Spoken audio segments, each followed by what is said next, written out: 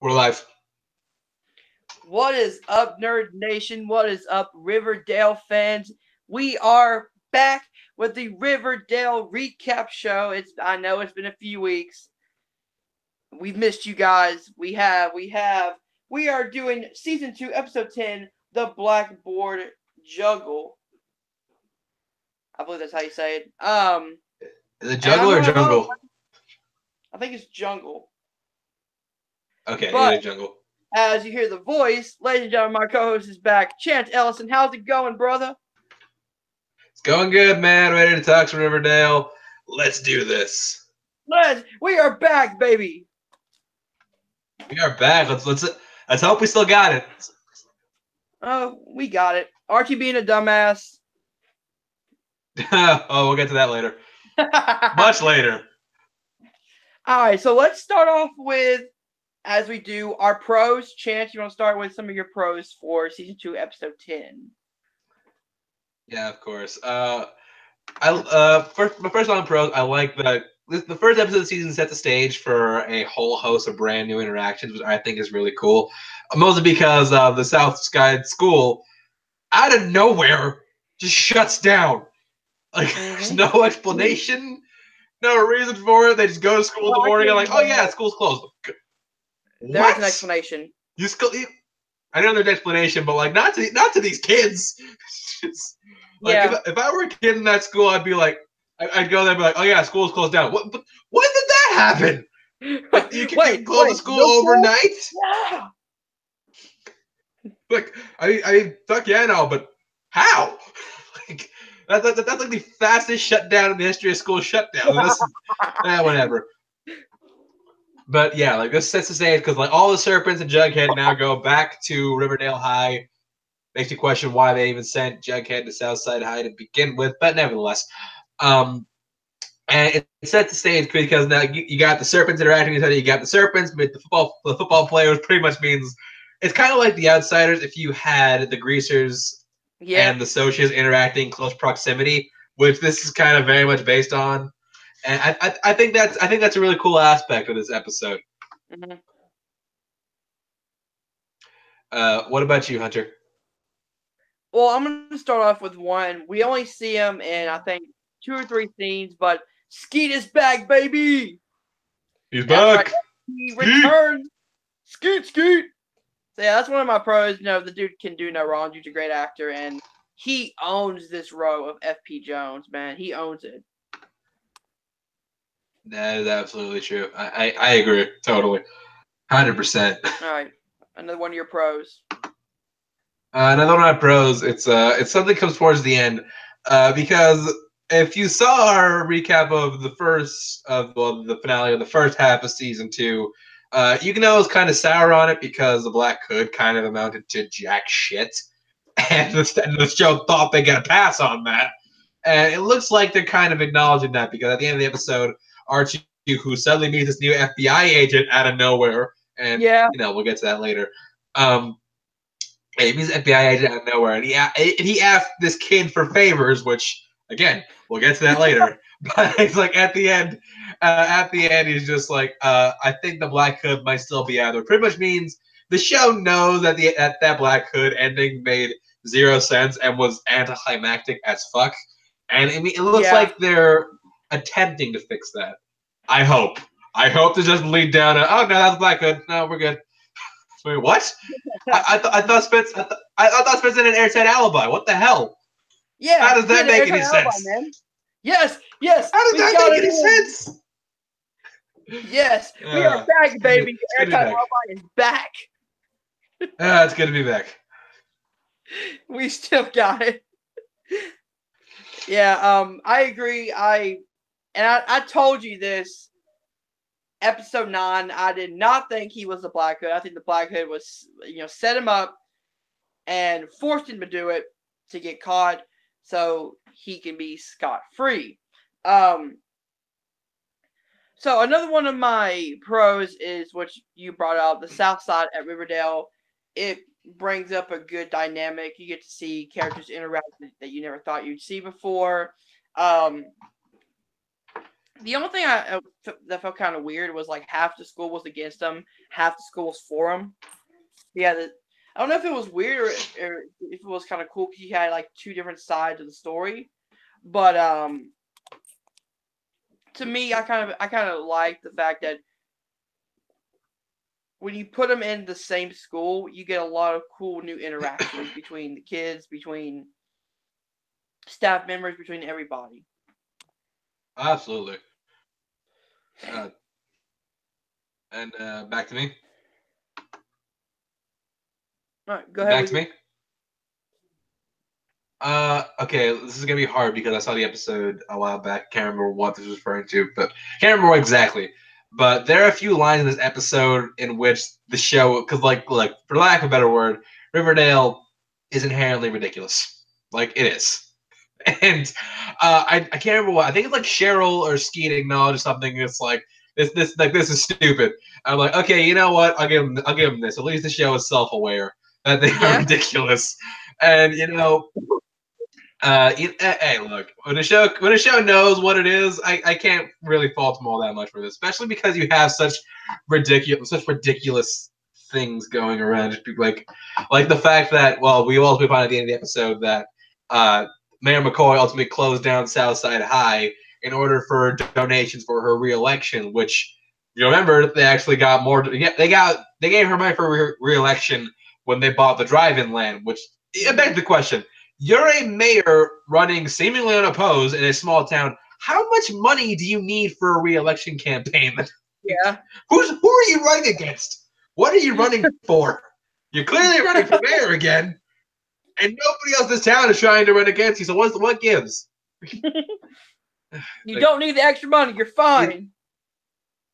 You don't I don't need extra money. I'm not giving you shit. That's I want to be realistic. That's how it would have gone. All right, so on to me. Yeah, on to you. All right, so I'm gonna say this. I'm loving Cheryl through the entire second season so far, and her storylines. I love how they're interconnecting with everything, with her kind of I guess using Archie in a way to do her dirty bidding, which is something that Cheryl would totally do. I just the actress who plays Cheryl is incredible. She knows her character and plays it so well. And second, this works all with her character and the fact that it does intertwine with Nick and Archie and Betty and how it all kind of meshes together. That's what I like about it. Fair. You seem kind of distraught there. We'll talk about that later. I have some words about Cheryl, but either way, look, I can't look as much. I can say things about Cheryl, but I'm not gonna bag on Madeline pageant performance. Like I think she's really good as Cheryl Blossom. Oh yeah. On to my next con. My next pro is actually we're getting ahead of ourselves. It's actually Archie because Archie went through a lot the first half of this season, and it shows that this episode, for example, shows that as a character, the dude has grown, and I give the credit to the writing and KJ Alpha. Well, writing to a fault. I give the writing credit to a fault, which we'll discuss later. But yeah, we'll get to that in a bit. But yeah, I like that they're trying to give Archie some levels. Yeah. And actually, going on to that, off of that, another one of my pros, I know it's going to sound weird, and you're probably going to disagree with it. I love the interaction between Archie and Nick St. Clair. I love it. When he's sitting in a hospital bed and Archie's trying to get information, so he digs his fist into his injured leg. Like, you better fucking tell me, dude, what went on. I don't know. I love the I like the intensity of it. You ever watch Archie? You ever watch this show and think this used to be about him playing music? What? You ever watch Archie do something like that and think this used to be about him playing music? What happened? I don't know. I just like the way that he was really. It brought a good new level to the Archie character. The more intense, the more trying to figure out what's going on and trying to. And that's what I was trying to hint at when I was talking just now. Yeah, and I love that interaction between the two. I just feel like one, it connects very well because it's not just like a one and done thing. You know, oh, this happened to Cheryl. Now let's not say it again. It does. It's an overarching, pun intended, story that really makes every episode. You have to watch every episode to really have full detail about what's going on. Absolutely, and that's what I was trying to hint at when I was talking about Archie with Archie and like development in this episode. Again, to a fault. We'll get to that later. But another one of my pros is I like the serpents at Riverdale because like if this show took place from the point of view of the serpents, this would be a complete like fish out of water story. And I think it's really like stories like that are really interesting because like I'm a big fan of like Coming to America and Crocodile Dundee. I think those dynamics can be really fun and really interesting. And I think they did that really well in this episode with the serpents. How you connected Riverdale to Crocodile Dundee and Coming to America. It's a fish out of water story. Nope.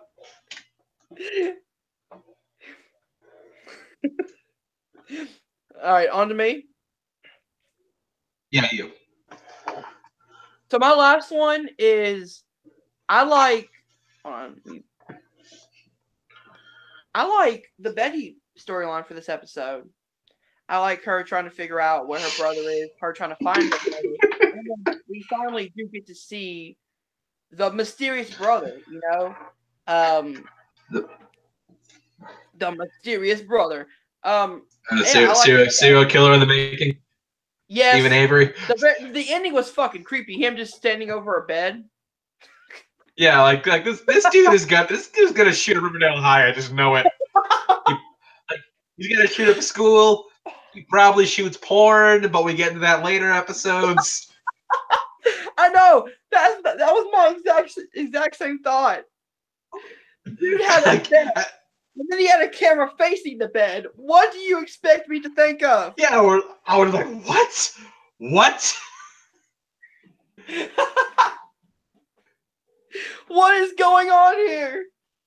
God, but I just what's happening? I do like I like Betty's story. I like whatever she's her trying to find her brother and really taking the steps to ultimately find him and try to get him to come home with especially with her mom and all the stuff that came with there. I felt it was a good dramatic moment. Absolutely. Yeah, and I totally I kind of tend to agree with you. I mean, the Betty stuff wasn't my favorite part of the episode, but I do agree that was it was well done. I can't deny that, especially because despite as unbelievable as it gets, he sells drugs for a living. Yeah, he does porn. He pushes drugs. He's getting stabbed in the hallway. Yeah, like what show? Like when did this become Breaking Bad? Like why did we get here? Wait, we went from A to Z like in 2.5 seconds. Yeah, we went from like A to Z, we went from like A to H. Like how'd you get to H? Like, this is so out of nowhere. Yeah, like I mean, how did you get to porn and murder? That's my question. Right. Like it only took Riverdale season and a half to get to porn. Like I kind of dig it. Oh my God. All right, so as every episode we have some cons. So I'm gonna go first. First of all, Polly's back, and she's gone again. First of all, we found out her kids were named Juniper and Dagwood. Which what the fuck? Yeah, I gotta admit, in a show where you have a character named Penny Peabody, that's fucking ridiculous. Yeah. Like Polly's involvement in the later seasons Like it kind of begs the question, like why she's being so marginalized and why is she being sent to the back. Like what did Polly ever do to the show? Like, yeah, it's just like Polly's here and she's gone, and it's just like why is she in the show to begin with? Because like really the show forgets about her at some points. So Hunter, Oh, you got what? uh, Got any cons? Got any let me cons? go to one of my negatives, and I might be the only one who's now. This is the first time because I usually get this guy a con, but I'm giving Jughead a con today Really? because not. I mean, the acting, the character was good. I just hated the fact that he kept persisting on wearing the serpent jacket, even though the rest of the serpents were okay with, follow the rules until 3 o'clock hits, and then you can wear whatever the fuck you want. Okay. It seemed like he was just being stubborn to be stubborn. And I understand the serpent pride and stuff, but if the rest of your, club, gang, whatever you want to call them, is okay with, okay, this is the time where we do our, our shit. This is school. Keep them separate, we're fine. But no, he had to keep pushing that boundary. And at a point, I was like, dude, just give up. Take off the fucking jacket and go to school. And then you can put it back on whenever you leave. Okay, hold on, but I want to address that point real quick because I have a similar con, but my con is against the serpents because the serpents just giving up and just shedding their jackets. That like from what I've seen in the show, that is completely out of character. Like the serpents that they have been setting up and that they have been going with this entire show would not do that. Like that's just wildly inconsistent writing. No, And I don't really, see it like that because if you look at it, even FP says I think he says something like, a snake never sheds its skin, but the jacket doesn't make the snake. You're always a serpent, but you just gotta take off your jacket because if not, one, he's gonna get kicked out. They're all gonna get kicked out of school, and that's something that FP doesn't want, and the kids certainly doesn't want. So they understand, hey, this moment, this isn't Southside High. We have to follow their rules right now. And okay, but the thing I give Jughead a pass with, the reason I give Jughead a pass because like I like what that character was going for because what he was going for because like it's because like he doesn't want to be changed. Like it feels like they're trying to change. They're trying to change. They're trying to make him different than what he was.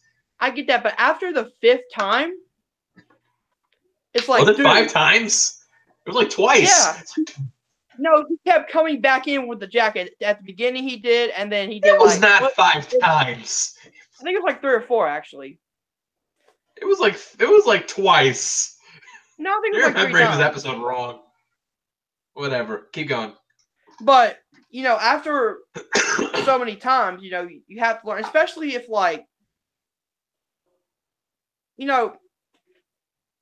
after his dad's like, dude, just don't fight it. Just, stay in school because that's what FP wants for him. He wants him to be better than him.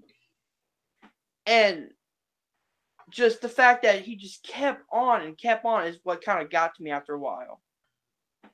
Well, I think that character was written to the point where like I think the way the character is written, like it's actually really in character. It's what he would do. Granted, it's a little unlikable at sorts, but I mean, it's in. I can't say it's not in character. I can't say it's not something Jughead would do. I have a bigger problem with the serpents just doing it like that, and Hiram funding the serpent uniforms for. I don't know why. Why are they all dressed like this? This doesn't make any damn sense. It looks fucking ridiculous. Why are they the only ones that got to wear uniforms? Yeah, I know that too. They have shirts. They don't. Oh, so stupid. But yeah. Another con I have. You actually brought up as a pro. I think it's a con because once again, it's inconsistent writing.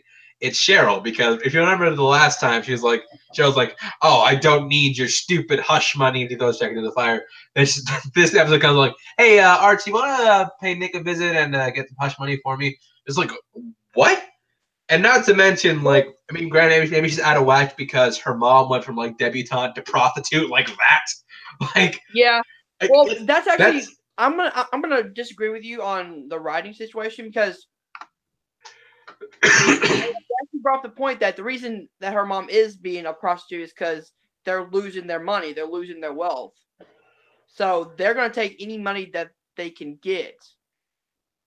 So hold on. I kind of see why. They're already losing money when they got the check the first time. So why did they keep it?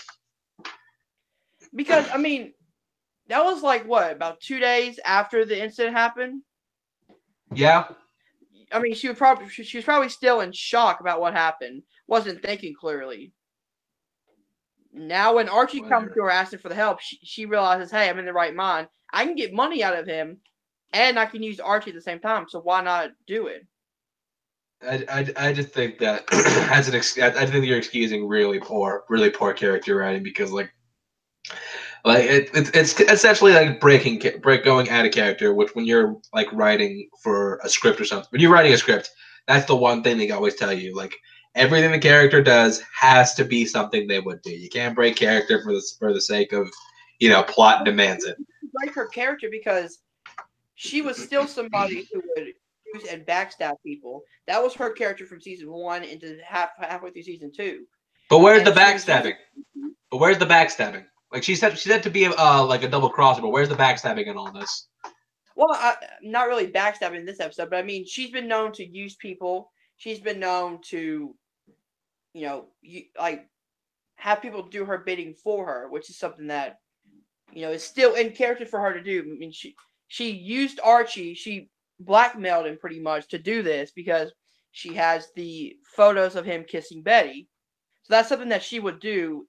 Also, can we talk about, like, apparently when, like, he was kissing Betty, she was just hiding in the bushes somewhere? We don't know where.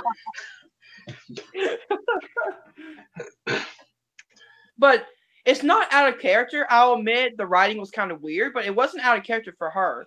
Out of character would be like if she did something nice for somebody, or if she, which she does all the time, but she always does with ulterior motive. I understand what you mean. Yeah, but this one, she's using Archie. She's blackmailing him to get her to do her dirty work, which is something that she's done since season 1. All right. Well, you got any other cons? Nothing out there? I got the one that I think you and me should talk about. I literally have it on my notes. Archie being a dumbass. We can start. We can start a counter for that, because after all the episode, we're gonna need that. We're up to number 5. Number 5 time Archie's being a dumbass. Well, hold on. Not yet. We're getting there. All right, you go ahead, because that's my last one. Okay. Well, first of all, I mean, if we're gonna commit to this, we now have the Archie dumbass count. Yes. We're changing the 0 into a 1. Hey, where is the we're gonna keep Jughead gets laid counter? Oh, the episodes without a Bughead Whoopi counter. Yep, without Bughead Whoopi. We're up to 300 days, man. Oh, well, hold on. We're going by episodes. Okay. Give me a second. But you want to talk about You want to talk about Archie being a dumbass real quick? Just the dude keeps making irrational decisions. That's his problem. The dude doesn't know how to stay out of trouble. So that's why he's a fucking dumbass, because he has to get involved in every fucking thing. The Betty situation, him and Veronica, him and Cheryl doing the shit, him and Nick, just fucking stay out of this shit, dude.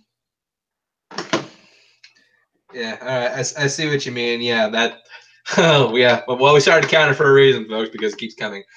First of all, here's the episode of that Bughead Whoopi counter. We're up to 22 episodes right now, and with this, we changed this 22 into a 23.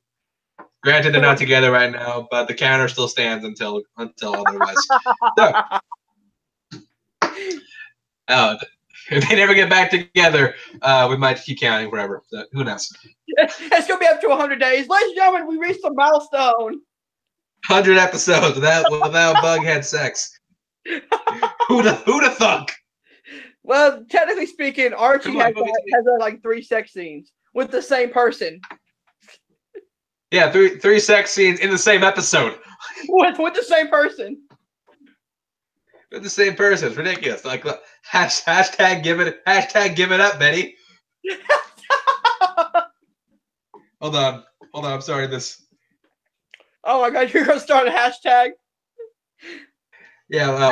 We're a little late on it now, but hashtag give it up, Betty. We're gonna start that trending.